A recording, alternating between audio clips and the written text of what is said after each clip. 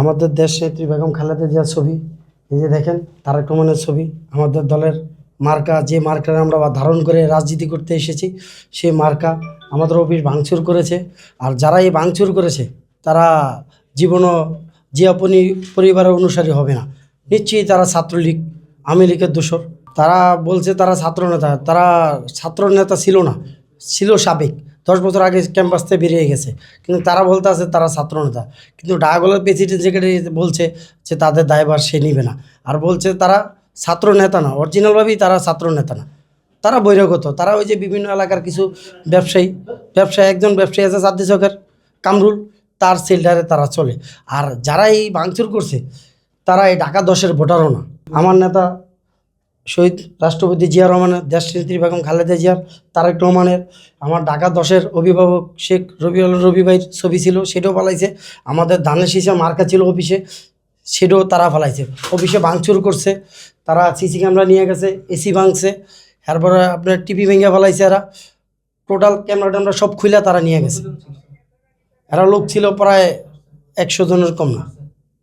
তারা লোক সিরিয়ে ছিল, ভিতরে ঢুকছে 50। জি, ফুটপাত তারা আমাদের দলীয় কিছু নেতাকর্মী ছিল, আমার থানার নেতা, আমি ওয়ার্ডের নেতা, আমার থানার নেতারা ওখানে দাঁড়া রয়েছে, একটা দোকান উড়িয়ে দিয়ে তারা বসাইতে চেয়েছে। তো তারা বলছে যে ভাই আপনারা আর একটা গরিবের পেটও কেন লাথি দিবেন? পুলিশ যদি বলে যে চাঁদা বন্ধ করে দিয়ে এদের দায়িত্ব কি? প্রশাসন দেখবে। আমি যদি অপরাধ করি, আমি 18 নং ওয়ার্ড যুবদলের যুগ্ম আহ্বায়ক, হ্যাঁ, আমার পরিচয় আছে, আমি দল করি যেতে। তাহলে আমি যদি অপরাধ করি, আমার তো অভিভাবক আছে, আমার থানা সেক্রেটারি KM চঞ্চল ভাই আছে, তারপর থানার আহ্বায়ক মিজান ব্যাপারী আছে। আমি যদি অপরাধ করি, আমার তো গাইজান আছে। আমি তো কারোর পিছনে রাজনীতি করি। আমি তো বিশাল বড় নেতা হয়ে যাইনি। ঢাকা কলেজের প্রেসিডেন্ট সেক্রেটারি অত্যন্ত ভালো লোক, মিলাদ ভাই ভালো লোক, পিয়াল ভাইয়া, এদের কোনো তুলনা নেই, এদের কোনো ব্যক্তিগত নেই ফুটপাত নিয়ে। কিন্তু যারা এই যে এগুলো ঘটনা ঘটাইছে, এরা ফুটপাতে যায় এইসব কাজ করে বিভিন্ন ডিস্ট্রিক্টে। এরা টোটালি একটা গ্রুপ, এক দেশের। এরা টোটালি কাম করে, এতে 200, এতে 100, এতে 500, এতে 50, এদের কাজই এটা। এরা রাজনীতির লোক হলে তো এগুলো করতো না ভাই। কারণ আমি রাজনীতি করি, আমার একটা আদর্শ আছে, আমি দলটা ভালোবাসি।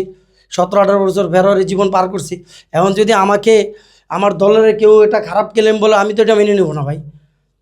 তাদের হিসাব হলেও তারা আসছে 5 তারিখের পরে বসন্ত কুকিলের মতো আসছে, তারা খেয়ে আবার চলে যাবে। কিন্তু আমরা লোকাল যারা রাজনীতি করি, আমরা কোথায় যাব? আমাদের এখানেই থাকতে হবে।